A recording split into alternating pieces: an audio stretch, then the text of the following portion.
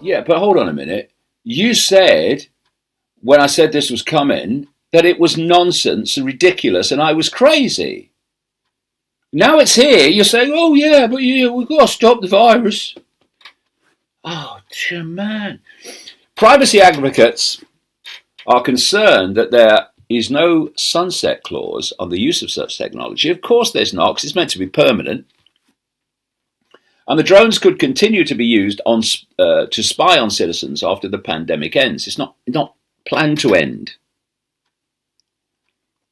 7 News Melbourne spoke to 2 residents who said they weren't worried because they were behaving and had nothing to hide. Isn't that hilarious? Well, let's put a camera in your toilet then, and in your bedroom, and overlooking the bath. Let's put one in your front room. Well, no, that's an invasion of my privacy. All right, well, I thought you had nothing to hide and you were behaving. So what's the problem? This is the door closing that's not intended to be opened again. And the idea is everything you do, I mean everything eventually, you will need a digital ID, and your digital ID will be connected to a digital currency. If you want to see what's planned for the West tomorrow, then look at China today, where if you are not behaving in a way that the government wants you to behave, then you lose credits in their social credit system. And if you lose enough, you can't go on a plane, you can't go on a train, basically take part in mainstream society. You are excluded. This is a global agenda. This is not about Keir Starmer, he's a gopher. It's not about Donald Trump, he's a gopher. And they're gophers for this global network that I call the global cult. And the idea is to eventually have a world government which won't be elected, purely appointed, technocrats, bureaucrats, that will oversee this AI digital system. And you won't be able to go anywhere in the world without this system is tracking you. Here we are now looking at this line in the sand, and if we allow it to be crossed, it's going to be very, very difficult to push back. And that's why it's so vital that the people of, well, this country, but all countries, realize the scale of freedom deletion this digital ID is a massive step towards, and fundamental to the deletion of freedom. In Britain, groundbreaking new material could allow artificial intelligence to merge with the human brain. Well, who would have thought it? I can't remember ever mentioning that, like over and over again, year after year. And here we are. And you know, when there's an agenda for the world and you uncover it, then unless something stops it, you are going to predict the future. And the future is now, here and now. So here's the story. Scientists have discovered a groundbreaking biosynthetic material. Notice synthetic, biosynthetic. I've gone into this in my books, and it's also in the answer, about the transformation of the human body from a biological entity to a synthetic biological entity. I mean, it's just here. So scientists have discovered a groundbreaking biosynthetic material that they claim can be used to merge artificial intelligence with the human brain, which is the plan all along. It's the ultimate goal being pursued through this hoax. The breakthrough, presented at the American Chemical Society Fall 2020 Virtual Expo, sounds like something not to miss, doesn't it? is a major step towards integrating electronics with the body to create part human, part robotic cyborg beings, which I've been saying was the plan for decades. Connecting electronics to human tissue has been a major challenge due to traditional materials like gold, silicon, and steel causing scarring when implanted. Scars not only cause damage, but also interrupt electrical signals flowing between computers and muscle or brain tissue. No, this is not a sci-fi movie. This is a mainstream news report. The researchers from the University of Delaware were able to overcome this after various types of polymers. We got the idea that for this project because we were trying to interface rigid organic microelectrodes with the brain, but the brain is made out of organic salty live materials, said Dr. David Martin, who led the study along with people in white coats. It wasn't working well, so we thought there must be a better way. We started looking at organic electronic materials like conjugated polymers that were being used in non-biological devices. We found a chemically stable example that was sold commercially as an anti-static coating for electronic displays. The polymer, known as P-dot or PEDOT, has exactly the properties needed to interface electronic hardware with human tissue without causing scarring, while also dramatically improving the performance of medical implants. The versatile PEDOT polymer was also recently discovered to be capable of transforming standard house bricks into energy storage units due to its ability to penetrate porous materials and conduct electricity. The latest research used a PEDOT film with an antibody that stimulates blood vessel growth after injury and could be used to detect early stages of tumor growth in the body. Now, I doubt it's quite like that because this long plan to transform the nature of the human body and the nature with it of the human mind does not do sitting round a table, strumming its fingers, waiting for the next geek somewhere or scientific study somewhere to come up with the next stage that it needs to continually advance this program. It's already there and it flows out without a gap.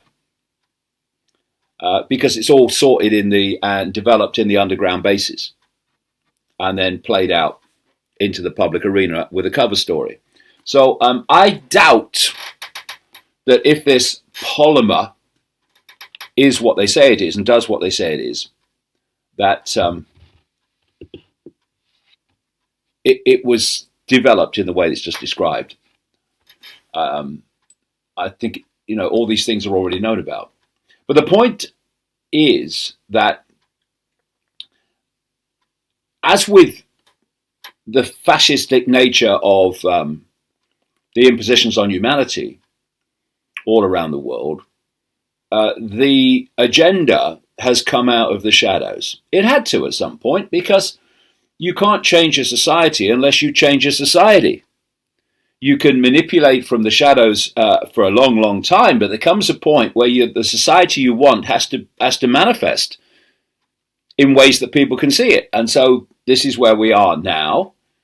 And this is why you've got shocking frauds like Elon Musk coming out now and saying your brain will get its own USB-C port. Your brain with a USB-C port in it, that's Elon Musk's vision for brain-machine interfaces, BMI. In a controversial July 2019 white paper, he claimed that his company, Neuralink, had taken a huge step towards building a scalable bandwidth BMI system, brain-machine interface, that would let the human brain stream full broad electrophysiology data to a network using a combination of ultra-fine polymer probes, polymer probes, here we go, and neurosurgical robot that sews them into the brain and custom high-density electronics. Now, see my earlier comment. Neuralink has taken a huge step towards developing. No, Neuralink is the front company to introduce it. The technology has come from somewhere else, and like Gates and others, Musk is just the front man and the cover story of how it came about and into the public arena. Elon Musk is an absolute fraud. He should be in jail, along with Gates. They deserve each other. With the key buried at a depth that will be impossible to find, because they know exactly what they're doing. These are psychopaths we're dealing with here, super psychopaths. A single USB-C cable provides full bandwidth data streaming from the device, the paper noted. The device having been stitched in theory into your cerebral cortex. Neuroscientists were varying shades of intrigued, appalled, and dismissive. The custom hardware would only pick up noise, they suggested. Interpretation of brainwaves simply wasn't that advanced. Well, not in the public arena, maybe, but these people don't get it. The ethical issues were pronounced. They couldn't give a damn about them. The body would reject this level of intervention. Where was the peer review in the paper? And a year later, Musk has promised a Neuralink update. This was cryptically announced by Musk in July 2020 with the tweets, "If you can't beat them, join them," Neuralink mission statement and progress update August 28.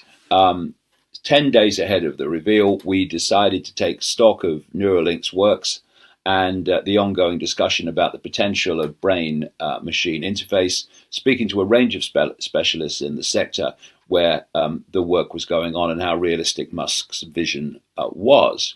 Neuralink began as a way to advance the technology of brain-machine interface, described by one organization, the Mayo Clinic, as a technology that acquires brain signals, analyzes them, and translates them into commands that are relayed to output devices that carry out desired actions. Many observed suspects that the pending update will have to do with the analyze them part of that statement.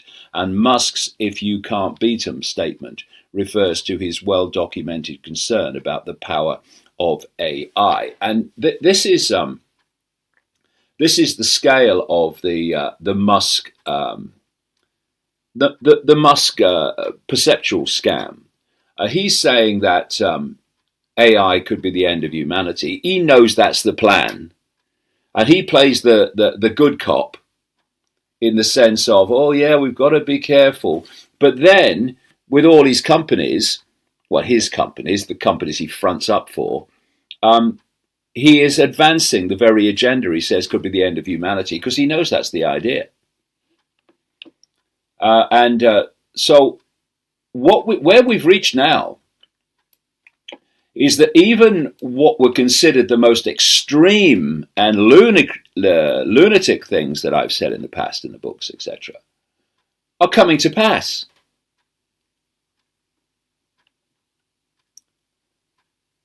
So, the virus. I had an experience, honestly. Talk about slaves policing the slaves. I had some people come across to see me last weekend. Among them a journalist and someone who's got an organization that's campaigning for the protection of our rights in the face of what's going on. Anyway, they came over, and they couldn't get a ferry until late in the day, so they came over quite late afternoon, and we went into this hotel just down the road from me, called the Ride Castle, and we couldn't get a table because there was too many people in there, and you would have got a table normally, but with the social distancing, there's not the same number of tables. You get the picture, what it's like where you are. So I thought, okay, well, let's try Apley Manor Hotel at the top of the hill in Ryde. So we went there to be greeted by people in masks, or the usual masks, the big masks that cover your face, or one of them had one of these welding helmets on. I can't take them seriously. I really can't. Anyway, I was informed, or we in general were informed, that we had to fill in our details for the government. Right. So I obviously said, well, that ain't happening. And so I went to get the food, order the food, and they wouldn't serve me because they said that um, they have to take my details, and if I don't fill them in, they're not going to serve me. So I told them that I hope they had a nice life, because it was the last time they'd ever see me in that place. And this is going on around the country. It happened to me in a cafe in Dorset when I was over on the mainland a few weeks ago. The government says it's the rules, it's the law. Well, it turns out it's not, you see. It may well be at some point, but it's not at the moment. This is at the government website, the UK government website, and where it's talking about this track and trace stuff. Says, if someone does not wish to share their details or provide incorrect information, some people are putting Buckingham Palace's phone number down and stuff like that. Anyway, and that's great. That's funny, and good luck to them. But my instincts are just don't do anything. No, don't even pander to them to the point of filling in a fake address. I'm just not doing it. So anyway, it says here, if someone does not wish to share their details or provide incorrect information, although this is voluntary, this is to shop owners and restaurant owners and stuff. Well, not shop owners, but restaurant owners are supposed to give you your details.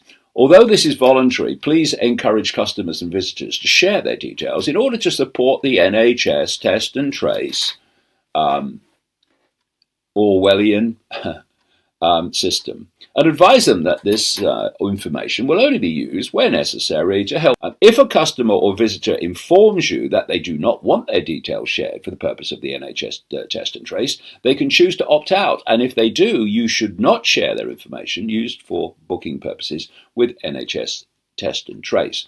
The accuracy of the information provided will be the responsibility of the individual who provides it. You do not have to verify an individual's identity for NHS test and trace purposes. So that's from the government bloody website. And you've got these organisations like the Apley Manor Hotel in Ryde here, but others too all around the country, who are saying that we're not going to serve you unless you fill in your details for the government on the basis of even the government saying it's a voluntary thing and not compulsory.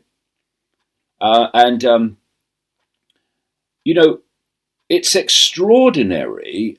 Well, it's not really when you see how people's minds work, but how little people know about the virus.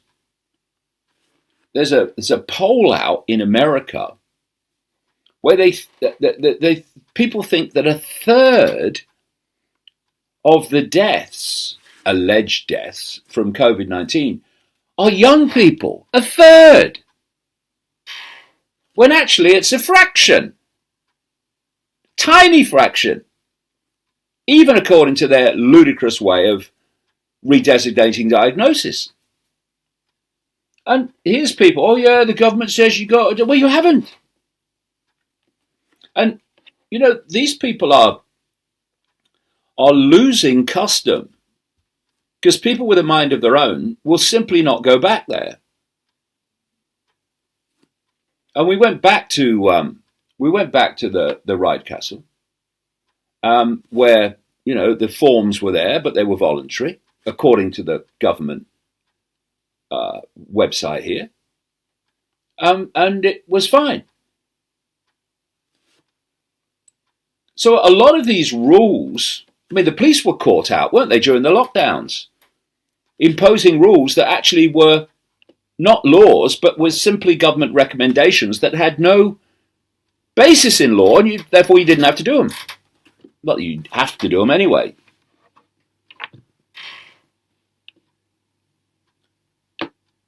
Honestly, it is so easy for the few to control the many. It's stunning.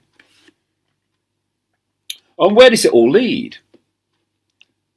Well, it leads here. I did an interview this week for about 2.5 hours with some lovely people from who were in Melbourne, Australia.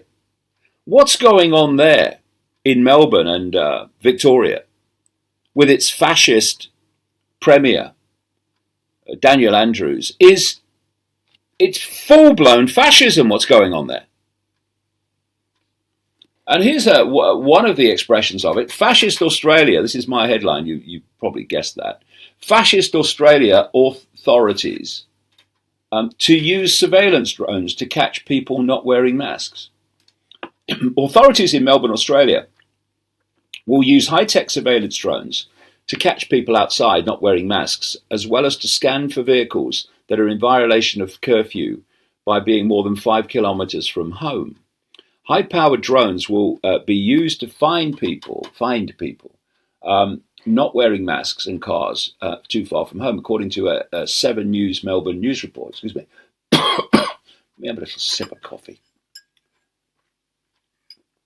The drones will be used to ensure skate parks and playgrounds remain empty, because we can't have kids in skate parks and playgrounds.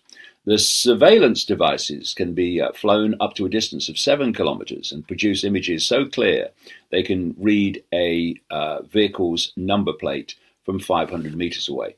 Now, again, when I've written this over the decades that this was coming, including the drone surveillance, it was you're mad, you are. You're that reptile man. And here we are. But you see, what I'm seeing is that even though you wrote this stuff all that time ago, this was coming, and now it's here, people still find reasons, excuses for why what I said was not true. Well, you know, the drones, you just stop people spreading the virus. Yeah, but hold on a minute. You said, when I said this was coming, that it was nonsense and ridiculous and I was crazy. Now it's here, you're saying, oh yeah, but we've got to stop the virus. Oh, dear man. Privacy advocates are concerned that there is no sunset clause on the use of such technology. Of course there's not, because it's meant to be permanent. And the drones could continue to be used to spy on citizens after the pandemic ends. It's not planned to end. 7 News Melbourne spoke to 2 residents who said they weren't worried because they were behaving and had nothing to hide. Isn't that hilarious? Well, let's put a camera in your toilet then, and in your bedroom, and overlooking the bath. Let's put one in your front room. Well, no, that's an invasion of my privacy. All right, well, I thought you had nothing to hide and you were behaving. So what's the problem?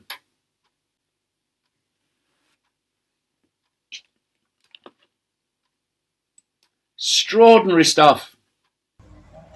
In modern times, when it comes to David Icke, it's not if he's right, it's what is he not right about. Because to be real, people, 90% of what David Icke said in the past, we're seeing it in our faces. And as the man said, it's not him predicting the future. He's not a prophet. It's just what's there, what most people don't want to see, ignore, some can't see it, and he's just breaking it down, people. And it's it's so easy, it's so blatant, it's so obvious now, people, for everyone to see.